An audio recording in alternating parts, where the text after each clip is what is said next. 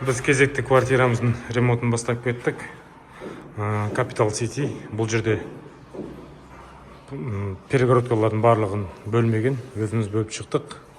Мына жерде оңға қарай бұрылған кезде осындай ванна туалетін қаладық газоблоктан.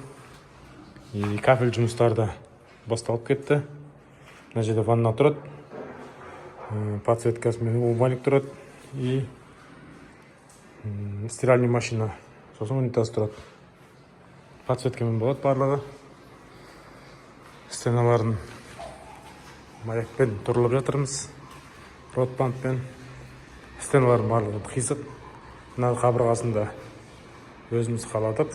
Және де электричестволарын барлығын жүргізіп шықтық. Потолокпен жүргіздік. Барлығын заманауи. Ешқандай коробка мешайт етіп тұрмайды. Коробкалардың барлығы потолокта. ТВ зонаға светі, движателі, екі брасы, кондерта скрытый қылып, кондерта шнурларын ішке қалдырып кеттік, және тоғымен. Стеналардың барлығы түзу, барлығын лазерге шығарып отырмыз. Барлығын лазерге осылай ұрлап шықтық. Басқа да бөлмелері бар. Барлығы маякпен осындай. Маякты не үшін көлденеңіне қойдық? Себебі төбе жағы бізде минимальный. Ол жерге маяк қойсаң қалыңдап кетеді.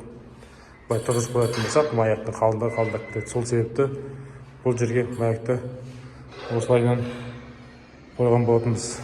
Мына стенасы тоже жұқа слой болды, орта жақтары.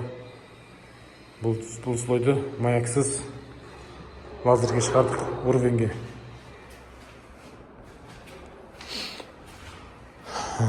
Және де мына жақ стеналары, жақтары маяктен шыққан. Оны тікесінен қойдық маякты, слегка беттері жабылған. Соңында контролі молоткамен шашқан кезде жабылды маяктар.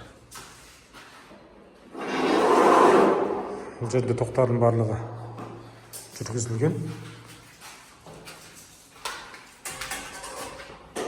Мына жердің есігінде қалап келтіріп қойдық. Мына жердегі вытяжкаларын қаптадық.